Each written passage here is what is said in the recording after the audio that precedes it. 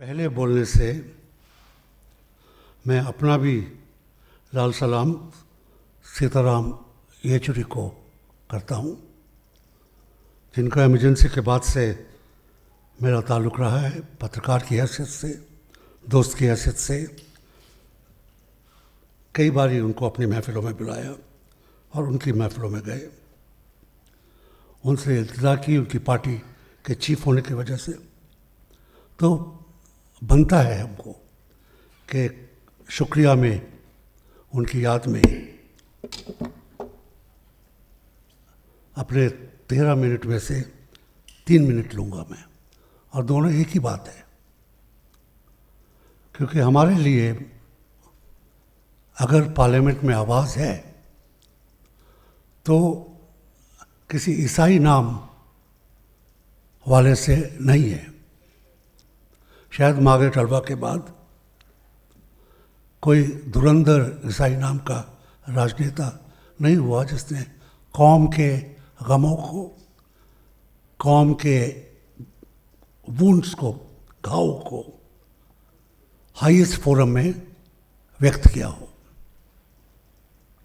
वहाँ पे रबर की बात हो जाती है और चीज़ों की, मगर प्रोसिक्यूशन के लिए अगर आप किसी ईसाई एमपी के पास भी जाएं तो अच्छा ये हो रहा है क्या, कब हुआ, इस साल कितने हुए। उनके रिसर्च सेंटर्स में कोई डेजिग्नेटेड आदमी नहीं है जो उनकी मॉरल कॉन्स्टिट्यूंसी है। क्योंकि ईसाई केरला की 3 सीट्स को छोड़ के, मेघालय की 1 सीट को छोड़ के और नागालैंड की सीट को छोड़ के कहीं पर इस ताकत में नहीं है कि किसी को एमपी, एमएलए या मेयर भी बना पाए। तो जो हैं हमारे धर्म के, उनसे आकांक्षा की जाती है कि हमारी बात रखेंगे, मगर हुआ नहीं है। हुआ तो उन लोगों से जिनसे आशा नहीं थी, कम्युनिस्टों से, सोशलिस्ट से, कुछ कभी कभार कांग्रेसियों से। मगर सबसे बड़ी आवाज़ अगर किसी ने उठाई 12 साल तक पार्लियामेंट में, और ख़ासकर मोदी जी के, श्रीमान मोदी जी के 10 सालों में, तो सीताराम येचुरी ने उठाई। और सबसे पावरफुल बातों पे, 3 बातों पे, नेशनल एजुकेशन पॉलिसी पर, एफसीआरए पर, और उसको हम कत्लेआम कह सकते हैं क्योंकि स्टैचूज़ और चर्चेस का कत्ल होता है उन पर, सीताराम जी ने उठाए। मेरा यहाँ पे माइकल विलियम बैठे हैं और विजेश लाल का उस 1.5 साल की डिबेट में कुछ हाथ था। हम लोग ने एनपी को पढ़ा, उसके अवगुण बताए, उसके आरएसएस के डिक्टेशंस के क्या रूट्स हैं, किस आरएसएस की एनुअल बैठक में उसका तथ्य पैदा हुआ था, वो निकाला। एक वॉर रूम में से कागजात तैयार किए गए, सीताराम जी को दिए गए, और भूतपूर्व राज्यसभा के वाइस चेयरमैन बेंगलोर से थे, उनको दिए गए। सीताराम जी ने उनको जिस तरीके से प्रेजेंट किया, जिस गहराई से प्रेजेंट किया और किस शार्पनेस से प्रेजेंट किया, ये कहते हुए भी, शुरू करते हुए भी, कि ये मत समझिए कि मैं कम्युनिस्ट हूँ तो मैं धर्म के बारे में नहीं जानता हूँ। मेरा नाम सीताराम है, सीता भी है और राम भी है। पार्लियामेंट में उन्होंने कई बार ये कहा, मगर इस कॉन्टेक्स्ट में कहा, संस्कृत के कोट्स किए कि आप किसकी बात करते हैं। ईसाई धर्म जो, उसको हम हर रोज़ अपना ड्रम बजाते हैं कि हमारे इतने अस्पताल हैं, इतनी एजुकेशन है, उसका उन्होंने, उस एजुकेशन का क्या असर पड़ा, उसका व्याख्यान किया। उनकी स्पीच को किसी दिन हम निकाल कर शायद छापेंगे। और पहली बार ही एनईपी का जो पहला रूप था, बड़ा भयंकर रूप था, टोटली कॉर्पोरेटाइज किया हुआ था, टोटली कम्युनलाइज किया हुआ था, अभी भी है, मगर काफ़ी हद तक उसकी छटाई हुई और वो पहला ड्राफ्ट तो हटाना ही पड़ा। एक कनेक्शन था हमारा सीताराम येचुरी से, उनका हमारे से। कम्युनिस्ट अगर ईसाई इस्लामोफोबिक है तो उससे ज़्यादा मार्क्सफोबिक है, और उसकी वजह है केरला की राजनीति।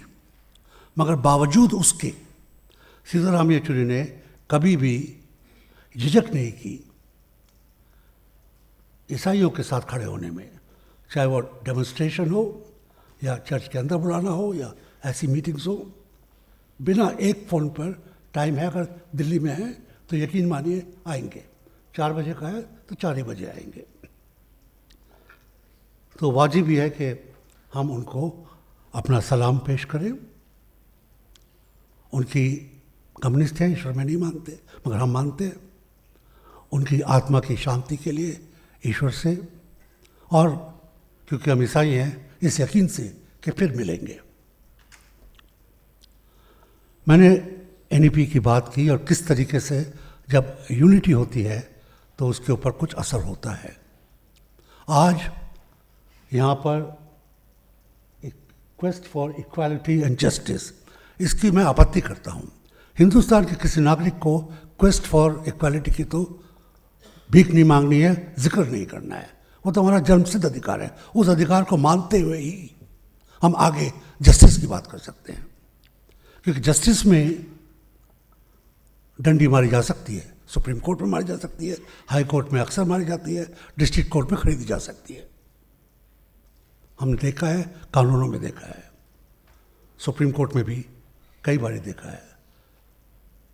सुप्रीम कोर्ट में एक चीफ जस्टिस हमसे पूछते हैं दलित क्रिश्चियंस के इश्यू पर कि आप कह रहे हैं कि आपके जो कन्वर्ट्स हैं दलित समाज से, वो अभी भी एक तरीके से उनको तिरस्कार किया जाता है, क्योंकि आज की तारीख में सिख, जैन, बुद्धिस्ट, हिंदुओं के जैसा अधिकार है उसको 15% पार्लियामेंट में, स्टेट्स में, नौकरियों में, पढ़ाई में, स्कॉलरशिप्स में, उम्मीद में हक है उसका। मगर ईसाई और मुसलमान दलित का नहीं है हक, क्योंकि वो कहते हैं विदेशी राज्य हैं, विदेशी धर्म है और इनमें इक्वालिटी है। तो पहले तो सुप्रीम कोर्ट में सवाल ये उठाना चाहिए था जज ने कि क्या क्योंकि आप हिंदुओं को 15% दे रहे हैं तो आप मान के चल रहे हैं कि सनातन में आज भी छुआछूत है, कि आप मान के चल रहे हैं कि आप भी अभी भी पार्लियामेंट में भी एमपी जो मैं नाम लेना वाला था मगर वो गैर कानूनी है, उदित राज अगर जाता है पार्लियामेंट में, जो नहीं गया, अगर उसको छूते हैं आप तो आप अछूत हो जाएंगे। पार्लियामेंट में आप मानते हैं क्या? असल में तो मानते हैं, मगर उनसे सवाल नहीं पूछा गया। हमारे बिशप से पूछा गया, चीफ जस्टिस ऑफ इंडिया ने, जो खुद एक दलित थे, कि अगर आप कहें कि आप चर्च में आज की तारीख में छुआछूत करते हैं तो मैं दलित ईसाइयों का हक मान लूँगा। कौन बिशप होगा, जिंदा या मुर्दा, जो कहे कि मैं आज भी करता हूँ? मगर समाज में होता है, समाज में होता है। मैं कुछ साल पहले 2 टूर किए मैंने, एक विजय शाल के साथ और एक एकेडमिक टूर अपना। बॉर्डर के साथ जो पंजाब में गांव बसे हुए हैं, वहाँ पे दलितों की क्या हालत है, मजहबी सिखों की, हिंदू दलित की और ईसाई दलित की। वहाँ पे काफ़ी तादाद में ईसाई दलित हैं। आज की तारीख में डॉक्यूमेंटेड तीनों समाज के लोग महिला सर पे उठाते हैं, उसमें ईसाई भी उठाते हैं। क्या करें, सत्य है ये। दक्षिण में और जगह बहुत अच्छी तरीके से डॉक्यूमेंटेड है कि कास्टिज्म प्रैक्टिस होता है पीठ पीछे, मगर मानने को तैयार नहीं है। एक कॉमन लड़ाइयाँ हैं, इसका जिक्र मैंने यूँ किया और मेरा समय काट रहा हूँ मैं, क्योंकि हमारी लड़ाइयाँ कॉमन हैं। मुसलमान की लड़ाई नहीं है, ईसाई की लड़ाई नहीं है।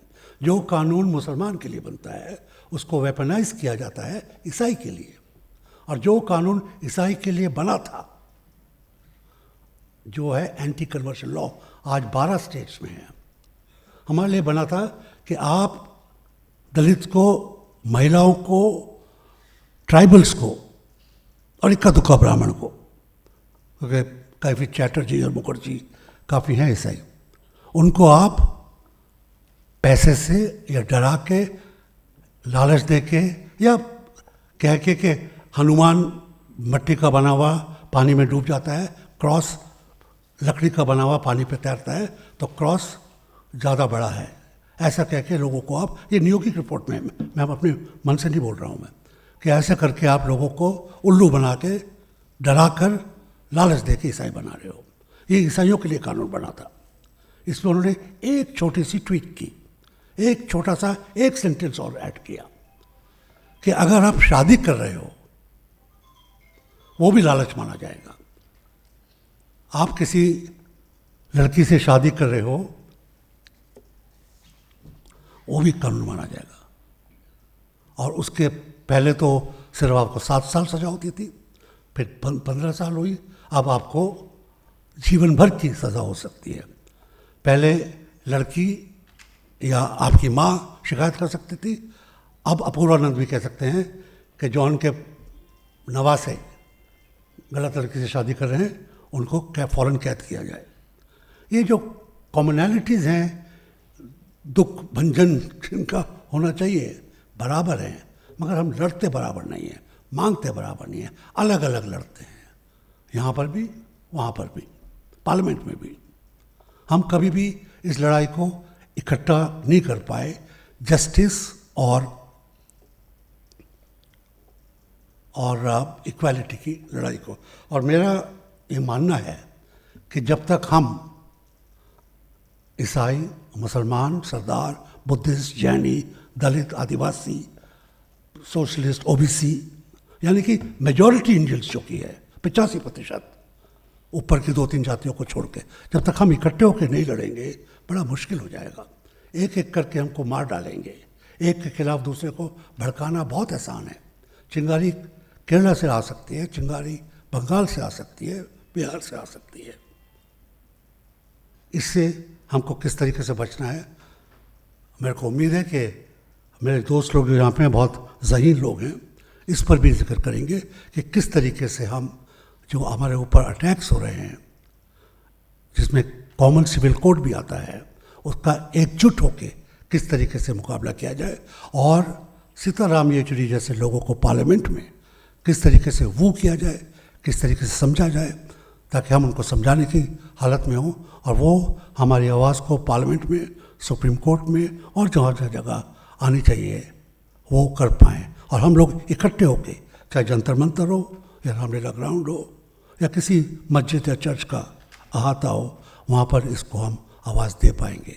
ये मेरी उम्मीद भी है और मेरा कॉल है। मेरे पास, मैं 1 घंटे भी बोल सकता हूँ। एलन डिलास्टिक ने अटल बिहारी वाजपेयी से जो बोला था वो बता के मैं आपको अपना विराम लेता हूँ। ये कोई नई बात नहीं है, मोदी नए नहीं है, उनके 10 साल का अत्याचार नया नहीं है।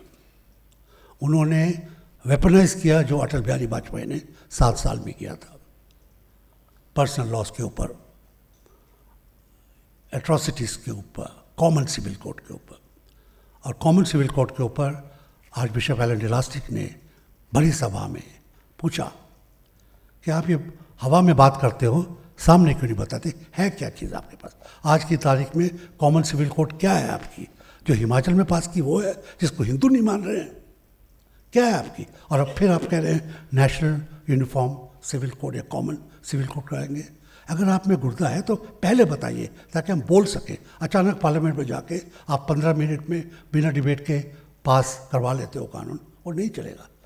जैसे अपूर्व ने कहा, आज की तारीख में शायद 15 मिनट में पार्लियामेंट में कोई कानून पास ना करा पाएँ, मगर इनकी नीयत अटल बिहारी वाजपेयी से लेके नरेंद्र मोदी तक बदली नहीं है। ये जनरेशनल संतान है, इनके जीन्स वही हैं, इसको हमको भूलना नहीं चाहिए। शुक्रिया।